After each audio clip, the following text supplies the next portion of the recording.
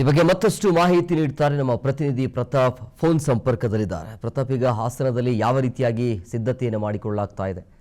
ಎಷ್ಟು ಗಂಟೆ ಬರುತ್ತೆ ಪಾರ್ಥಿವ ಶರೀರ ಅಲ್ಲಿ?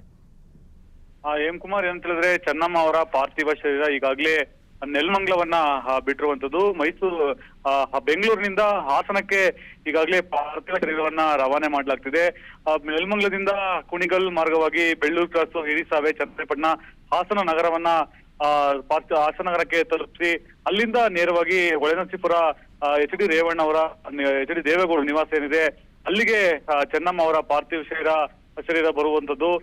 ಸಂಜೆ 7 ರಿಂದ 8 ಗಂಟೆ ಸುಮಾರಿಗೆ ಚೆನ್ನಮ್ಮ ಅವರ ಪಾರ್ಥಿವ ಶರೀರ ಬರುವಂತಹ ನಿರೀಕ್ಷೆ ಇದೆ. ಈಗಾಗಲೇ ಸಾರ್ವಜನಿಕ ದರ್ಶನಕ್ಕಾಗಿ ಹೊಳೆನರಸೀಪುರ ನಿವಾಸದಲ್ಲೂ ಕೂಡ ವ್ಯವಸ್ಥೆಯನ್ನ ಮಾಡ್ಕೊಳ್ಳಲಾಗಿರುವಂತದ್ದು. ಯಾಕಂದ್ರೆ 7 ಗಂಟೆಯಿಂದ ನಾಳೆ ಬೆಳಿಗ್ಗೆ 11 ಗಂಟೆವರೆಗೂ ಕೂಡ ಹಾಸನ ಜಿಲ್ಲೆ ಸೇರಿದಂತೆ ಹಳೆ ಮೈಸೂರು ಭಾಗದ ಕಾರ್ಯಕರ್ತರು, ಜೊತೆಗೆ ಅಭಿಮಾನಿಗಳು, ಜೊತೆಗೆ ಏನು ಪಕ್ಷಾತೀತವಾಗಿ ಜನರಿದ್ದಾರೆ ಅವರೆಲ್ಲರೂ ಕೂಡ ಬಂದು ಅಂತಿಮ ದರ್ಶನವನ್ನ ಪಡೆಯಲಿಕ್ಕೆ ಅವಕಾಶ ಮಾಡಿಕೊಡ್ಲಾಗಿರುವಂತದ್ದು.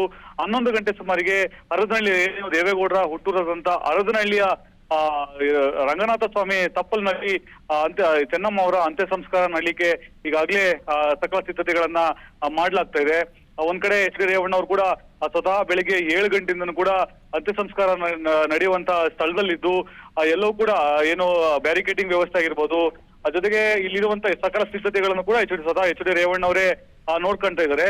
ನಾಳೆ ಬೆಳಿಗ್ಗೆ 11 ಗಂಟೆ ನಂತರ ಹಿಂದೂ ಒಕ್ಕಲಿಗ ಸಂಪ್ರದಾಯ ಪ್ರಕಾರ ಚೆನ್ನಮ್ಮ ಅವರ ಅಂತ್ಯ ಸಂಸ್ಕಾರ ನಡೆಯುವಂತದ್ದು. ಎಂ ಕುಮಾರ್, ಈಗ ಹೊಳೆನರಸೀಪುರಕ್ಕೆ ಜನ ಬರ್ತಾ ಇದ್ದಾರಾ? ಹೇಗೆ ಬರುವಂತ ಜನರಿಗೆ ಯಾವ ರೀತಿಯಾಗಿ ವ್ಯವಸ್ಥೆಯನ್ನು ಮಾಡಿಕೊಟ್ಟಿದ್ದಾರೆ?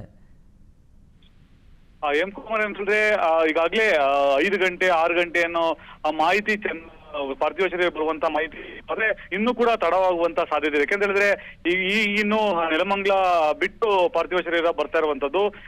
ಇನ್ನೂ ಕೂಡ ಹಾಸನಕ್ಕೆ ಬಂದು ಈಗ ಹಾಸನದಿಂದ ಹೊಳೆನರಸೀಪುರಕ್ಕೆ ಬರುವಂತದ್ದು 7 ರಿಂದ 8 ಗಂಟೆ ಆಗ್ಬಹುದು.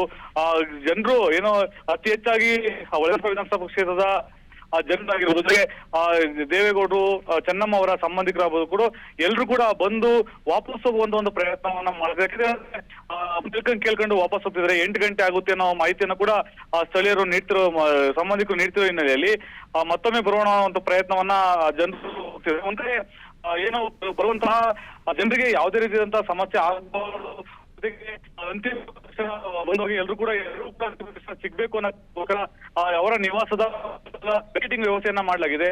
ಸರ್ವಿಸಲ್ಲಿ ಬಂದು ಚೆನ್ನಮ್ಮ ಅವರ ಅಂತಿಮ ದರ್ಶನವನ್ನ ಮಾಡ್ಬೇಕು ಅನ್ನೋ ದೃಷ್ಟಿಕೋನದಲ್ಲಿ ಜಿಲ್ಲಾಡಳಿತ ಮತ್ತೆ ಪೊಲೀಸ್ ಇಲಾಖೆ ಎರಡೂ ಕೂಡ ಸಕಲ ಸಿದ್ಧತೆಗಳನ್ನ ಮಾಡ್ಕೊಂಡಿರುವಂತದ್ದು. ಜೊತೆಗೆ ಅಂತ್ಯ ಸಂಸ್ಕಾರ ಸ್ಥಳದಲ್ಲೂ ಕೂಡ ಹೆಚ್ಚು 1 ಲಕ್ಷಕ್ಕೂ ಅಧಿಕ ಮಂದಿ ಸೇರುವಂತ ನಿರೀಕ್ಷೆ ಇದೆ ಅಂತ ಹೇಳಿ ಈಗಾಗಲೇ ಶಾಸಕರು ಕೂಡ ಹೇಳಿರುವಂತದ್ದು.